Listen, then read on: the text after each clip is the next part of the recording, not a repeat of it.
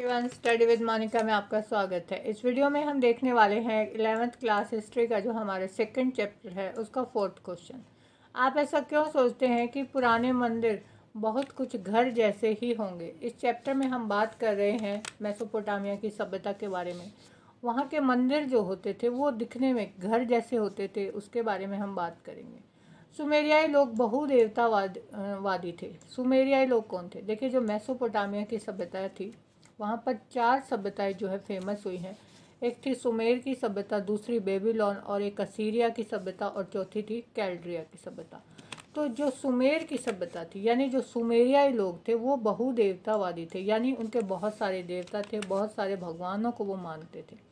प्रत्येक गांव का और प्रत्येक शहर का अपना देवता होता था, यानी हर गांव में, हर शहर में जहाँ भी हम जाते थे, अलग अलग हमें उनके भगवान जो है, उनके देवता वो देखने को मिलेंगे। उनके देवी देवताओं की संख्या विशाल थी, यानी बहुत सारे देवी देवताओं को वो मानते थे, और उनमें से अधिकतर प्रकृति की शक्तियों के प्रतिनिधि थे। यानी जो वो देवता थे वो कैसे, किस तरह के उनके देवता होते थे, वो प्रकृतिवादी होते थे, यानी नेचर को वो अपने देवता के रूप में मानते थे। उदाहरण के लिए इन्नाना प्रेम और युद्ध की देवी थी, और उर जो है वो चंद्र देवता थे। जो इन्नाना वहाँ की देवी थी वो युद्ध और प्रेम की देवी थी, और जो देवता थे उर, वो चंद्र देवता थे। ये सुमेर के लोकप्रिय देवी देवता थे। इन्नाना और जो उर थे वो लोकप्रिय देवी देवता माने गए हैं सुमेर के लोगों के। इसके अलावा एनलिल, जो एनलिल थे वो जो है सुमेर में पूजे जाने वाले देवताओं में सबसे प्रमुख थे। तो सबसे प्रमुख देवता कौन है? एनलिल। इस देवता को मानवता का स्वामी और राजाओं का राजा माना गया है, यानी सबसे सर्वप्रिय जो सर्व प्रमुख थे वो थे एनलिल। राजाओं का राजा इस देवता को कहा गया है।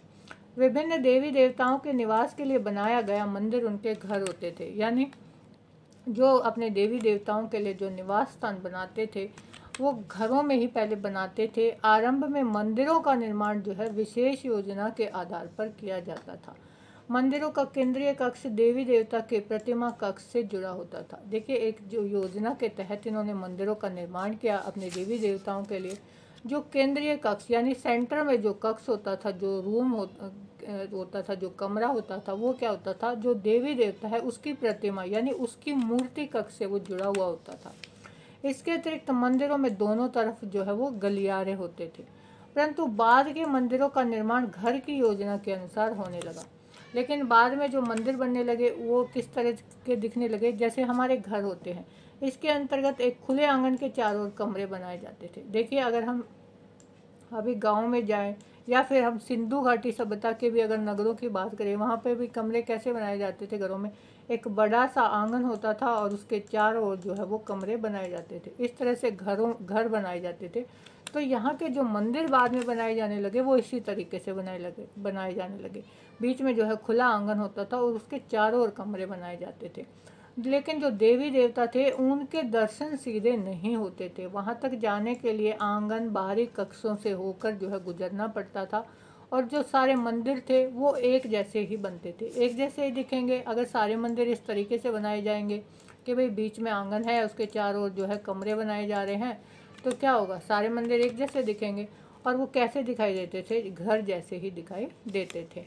मंदिर मानव जीवन से जुड़ी गतिविधियों का भी केंद्र बिंदु थे। ये नहीं है कि जो मंदिर है वहाँ पर सिर्फ देवी देवताओं की पूजा की जाती है, उनकी जो है मूर्तियाँ स्थापित की गई हैं। बहुत सारी गतिविधियाँ, बहुत सारे कार्य वहाँ होते थे। सार्वजनिक जीवन से संबंधित कार्यों का मार्गदर्शन मंदिर से ही किया जाता था। मंदिर में गोदाम, कारखाने, कारीगरों के बड़े बड़े निवास जो है वो सम्मिलित थे। अब मंदिर में क्या है? गोदाम भी बनाए जाते थे, कारखाने भी थे। वहाँ पर जो कारीगर होते हैं, वहाँ काम करने वाले, उनके जो है बड़े बड़े जो है निवास यानी उनके रहने की जगह भी वहाँ मंदिरों में ही होती थी। मंदिर व्यवस्थापक व्यापारियों की नियोक्ता, आवंटन और वितरण के अभिलेखों के पालक के रूप में कार्य करते थे। यानी जो मंदिरों के व्यवस्थापक हैं, यानी जो वहाँ की देखरेख करते हैं, मंदिरों की व्यवस्था को संभालते हैं, वो लोग क्या करते थे? अब वहाँ पर कारखाने हैं, कारीगर हैं, उनको जो है क्या करेंगे? उनके नियोक्ता हैं वो, यानी उनको काम भी बांटेंगे, और जो वहाँ पर अभिलेख हैं उनके पालक यानी उनका भी जो है वो देखरेख करते थे। मंदिरों में जो जादू टोना होता है ना, उसकी बीमारियाँ भी ठीक की जाती थी। कि भाई जो मंदिर है वहाँ पर अगर किसी को जो है कोई बीमारी है तो वो जादू टोना करके उसकी बीमारी को ठीक करने का काम भी मंदिरों में किया जाता था। यहाँ पर क्या होता था, पढ़ाई लिखाई का कार्य भी संपन्न होता था और ज्योतिष जानने वाले जो है वो इसे प्रयोगशाला के रूप में इस्तेमाल करते थे। जो ज्योतिष जानते थे जो लोग, जैसे हम कह सकते हैं कि भाई जो पुजारी है वहाँ पर ज्योतिष का जैसे ज्ञान है, तो वो इसको यहाँ पर एक प्रयोगशाला के रूप में काम करता है, यानी ज्योतिष का काम भी मंदिरों में किया जाता था।